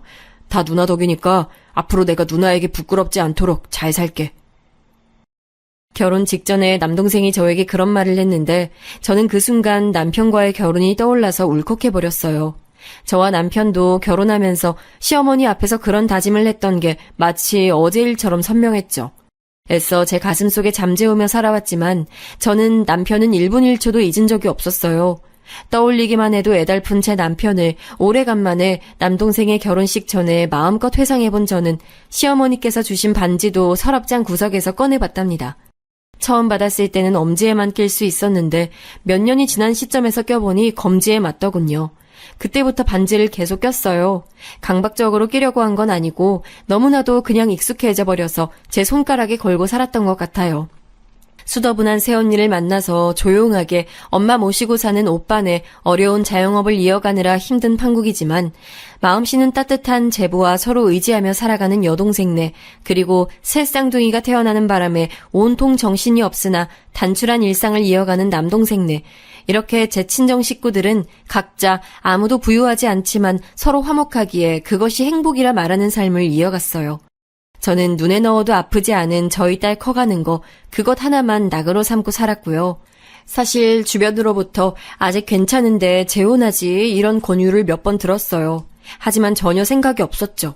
하늘을 올려다보면 저에겐 남편이 있었고 소식 한번 전하지 않고 살지만 저에겐 시댁이 있다는 것을 제 손에 끼워진 반지가 말해주고 있었으니까요. 시간은 쏜살같이 흘러갔고 어느새 저희 딸이 대입 입시로 씨름하는 수험생이 되어 있었습니다. 그날은 날짜상으론 분명히 초가을인데 이상하게 한여름처럼 갑자기 더워졌던 날이었어요. 우리 귀여운 새쌍둥이 조카들이 죄다 아토피인지 하는 피부염에 걸려서 작년부터 고생 중인데 날이 시원하면 그나마 낫다고 하던데 오늘 갑자기 이렇게 더워서 조카들 또 가렵고 힘들어하면 어떡하지? 괜히 속상하네. 그런 걱정을 하면서 제가 떡집에 출근을 했죠. 시내 초입에 있는 떡집은 저보다 딱 10살 많으신 여자 사장님 그리고 저 이렇게 둘이서 운영을 했습니다. 원래는 사장님이 사촌 두 분과 차려서 운영을 하셨다가 그 두 분과 크게 싸우시는 바람에 틀어져서 혼자 맡게 되신 거였어요. 그러다가 직원을 뽑으셨는데 그때 조건이 초보여도 좋으니까 의견 내세우지 않으실 분이었답니다. 제가 그 공고를 직접 보고 간 건 아니었고 이웃의 애기 엄마가 저에게 그 자리를 알려줘서 지원한 것이었죠. 애기 엄마가 그 떡집 단골이었거든요. 떡이 대단히 맛있다거나 장사가 상당히 잘 된다거나 그러지 않았어요. 안 바쁘니까 저 같은 초보의 일손만 보태도 운영이 됐던 것이죠. 그나마 운영 비결이라 함은 동네 사람들이 와서 이런저런 대화도 나누며 사랑방처럼 시간을 보내다가 떡 2팩씩 사가는 것이었답니다. 그날도 마찬가지였는데 대화를 이어가시던 한 손님이 문득 제 손을 빤히 보더니 이런 말씀을 하시는 거예요. 어라? 나 얼마 전에 딱 그렇게 생긴 반지 봤는데 무늬 들어간 것도 좀 특이하고 반지 자체가 생긴 게 투박해서 뭐 이런 반지가 다 있나 했구만 여기서 또 보네. 혹시 유행인가? 네? 이렇게 생긴 반지를 보셨다고요? 똑같은 거요? 이거 시중 제품 아니라서 그럴 리가 없는데 혹시 어디서 보셨어요? 내가 장구 치는 거 배우러 다니잖아. 가끔 요양원 같은 데로 무료 공연도 가는데 거기서 봤어요. 내가 정확히 기억나는 게 공연 보면서도 호응 없이 조용히 앉아있는 할매가 기운 없는 기색하고는 영 딴판으로 반지를 떡 끼고 있길래 유심히 봤다니까요. 뭐라고요? 요양원이요? 그럴 연세가 아직 아니신데 어떻게 거기가 어디예요? 이 반지 낀 분 계신다는 요양원이요. 세상에 이런 일이 다 있나 싶었어요. 살면서 내내 한번 연락드려야지, 찾아뵈어야지. 근데 내가 그래도 될까 이런 생각을 했던 저는 시어머니를 제 안에서 잊은 적이 없었어요. 잘 살고 계신지 궁금할 때가 태반이었죠. 그런데 이런 식으로 근황을 접하게 될 줄은 상상도 못했어요. 당장에 요양원으로 찾아간 저는 도착하자마자 다리에 힘이 풀렸습니다. 요양원 앞들에 나와 계신 분, 덩치가 왜소하고 기력이 없어 보이시는 그분은 바로 제 시어머니셨어요. 그리고 옆모습이 정말 세상 떠난 제 남편과 많이 닮으셨더군요. 씨도둑은 못한다는 말이 왜 나왔는지 그때 깨달았네요. 남편을 연상시키는 시어머니께 저는 조심스레 다가갔고 이내 그분도 저를 보셨어요. 네가 여기는 어떻게 알고 찾아왔니? 설마 나 말고 따로 여기에 아는 사람이 있어서 왔을 것 같진 않고. 어머님은 여전히 저에게 먼저 말을 걸어주시는군요. 그런데 모습은 왜 이렇게 여전하지 않으세요? 살이 왜 이렇게 빠지셨어요? 그리고 왜 여기 계신 거예요? 어머님 자식들은 뭐 하길래 어머님이 여기서 이렇게 지내고 계신 거냐고요? 저도 모르게 울컥해서 말을 뱉고 말았는데 시어머니께서는 멋쩍은 미소만 지으셨어요. 다른 손가락에는 헐렁한지 엄지에 그 반지를 끼고 계시는 모습에 눈물이 고였죠. 요양원 직원분께 자초지종을 설명드린 후 시어머니와 따로 시간을 더 가졌어요. 사실 설명을 다 듣지 않아도 시어머니의 그 씁쓸한 미소 하나만으로 저는 짐작이 됐어요. 너무 잘 맞아서 무서운 바로 그런 종류의 짐작 말이에요. 남편의 형제 셋은 멀쩡히 잘 살아 있었지만 시어머니를 요양원에 버렸더라고요. 그건 버렸다는 표현이 맞았어요. 5천만 원도 채 안 되는 시어머니께서 사셨던 그 집은 이미 팔렸고 그 셋이 돈을 나눠 가졌더군요. 어머님, 그건 말도 안 돼요. 어머님께서 특별히 몸이 불편하신 것도 아닌데 요양원이라뇨. 어떻게 그걸 다 참고만 계셨어요. 왜 그냥 따라주신 거예요? 너무 억울하잖아요. 아무래도 내 인생에 가족복은 없나 보다 이렇게 생각하고선 그냥 다 내려놨지. 나도 일찍이 남편과 사별해서 주변으로부터 남편 잡아먹은 년이라는 억울한 손가락질 당해놓고서 내가 당했던 그 아픔을 잊고 너에게 비난했던 죄, 그 죄값 받나 보구나. 이렇게 생각도 했었지. 죄라니요, 어머님. 그렇게 생각하지 마셔요. 자식 잃은 부모가 어떻게 이성을 유지해요. 어머님께서는 그때 저 충분히 원망하실 수 있는 상황이었고 마지막엔 제가 얼굴 뵙고 갈 수 있도록 다 해주셨잖아요. 이렇게 반지도 주셨었고요. 그러니 어머님은 저에게 지으신 죄 없어요. 오히려 제가 갚아야 할 은혜만 주신 분이에요. 어머님, 저는 이렇게 제가 이곳을 오게 된 게 운명이라고 생각해요. 이제 제가 모실게요. 부디 그렇게 하도록 해주세요. 저는 고민 없이 말씀을 드렸고 몹시 놀라시던 시어머니께서는 제 단호한 표정을 보시고는 차마 거절을 하지 못하셨어요. 수험생이었던 제 딸, 제가 조심스레 상황을 알려줬더니 단 1초의 망설임도 없이 고개를 끄덕였죠. 시어머니를 모시고 오는 과정에서 요양원을 통해 큰 시누이와 연락이 닿았고요. 옳게, 그동안 남자 새로 만나서 살림이나 차리고 살 줄 알았는데 그게 아니었나 봐. 우리 엄마를 모시겠다니 뭔 바람이 불어서 지랄 떠는진 모르겠지만 우리 남매한테 그걸로 돈 뜯어낼 작정이라면 씨알도 안 먹힐 거란 건 내가 미리 말해둘게. 어머님 모시는 것을 빌미로 돈 뜯어낼 생각. 와, 저는 그런 발상은 해본 적도 없는데 대단하시네요. 사지 멀쩡하시고 정신 또렷하시고 아직 정정한 연세인 어머님을 요양원에 억지로 모셔다 둔 자식의 입에서 나올 소리로는 들립니다.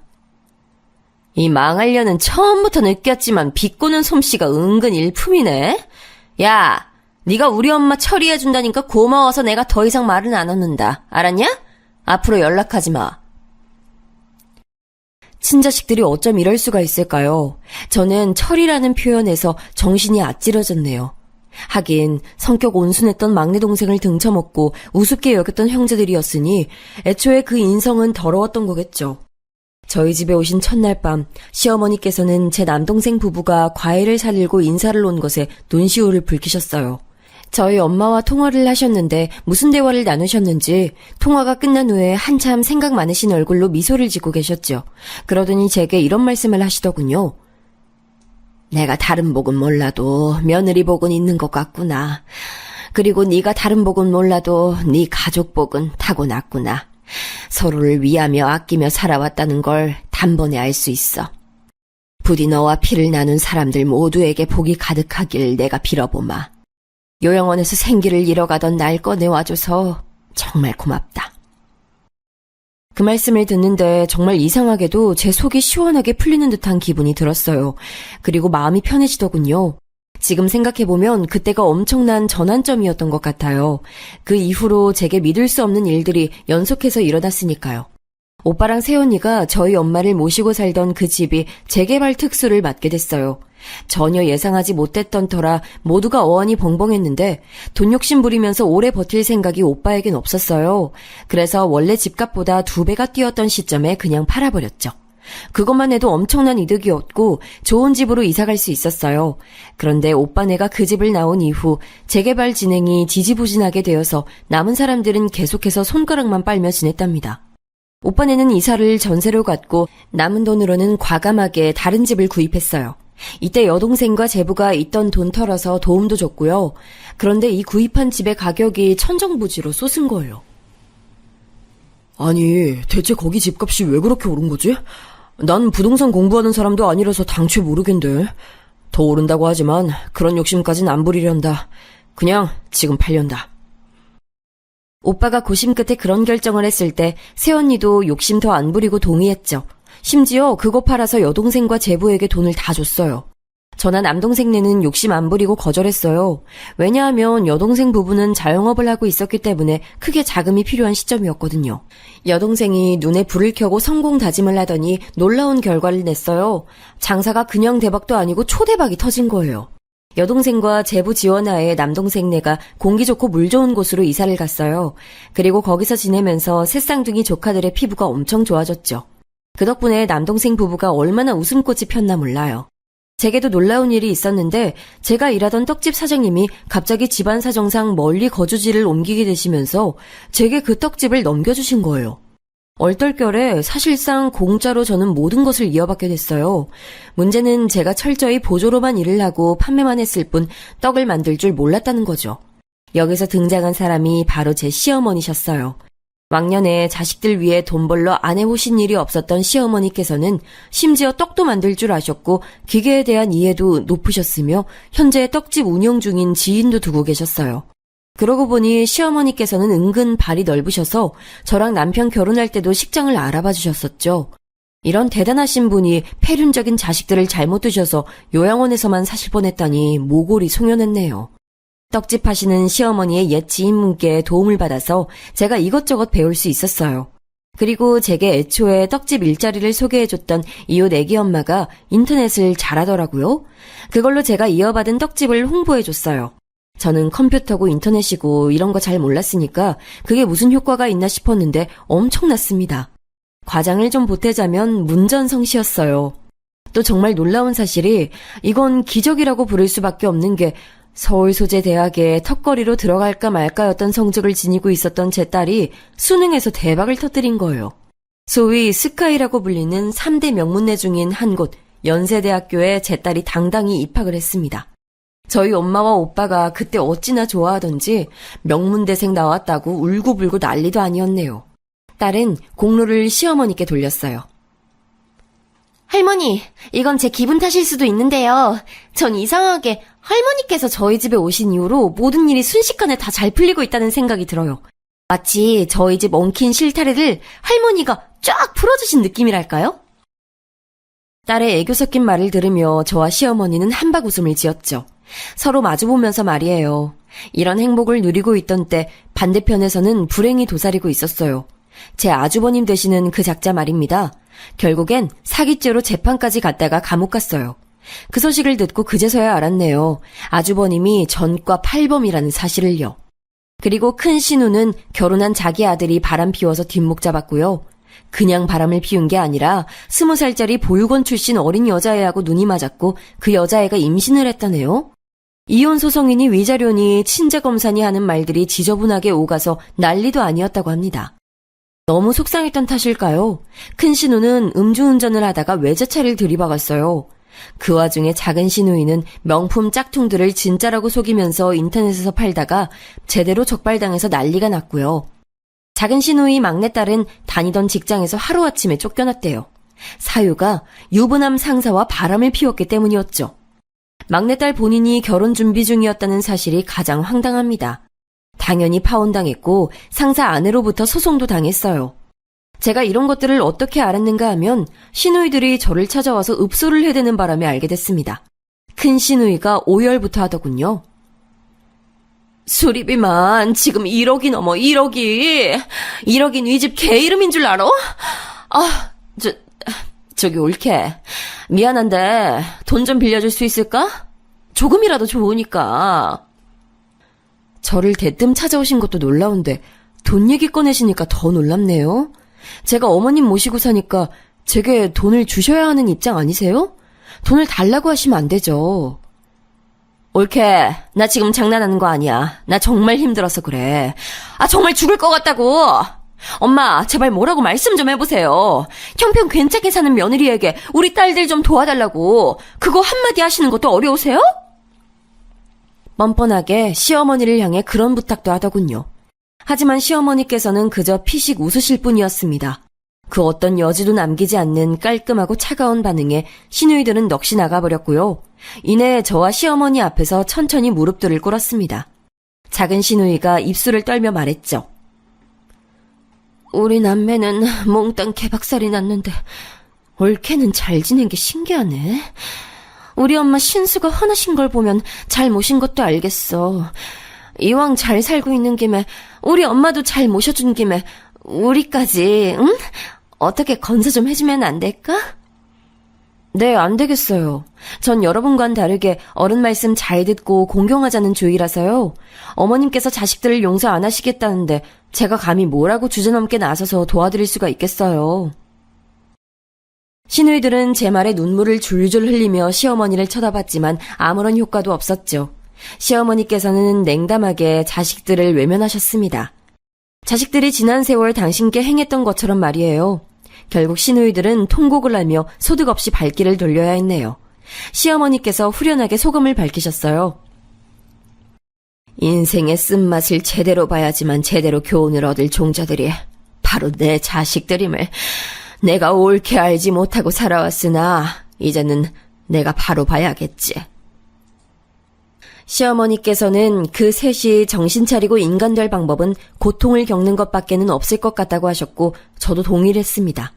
하늘에서 남편은 과연 어떤 생각을 하고 있을지 궁금해하면서 말이죠.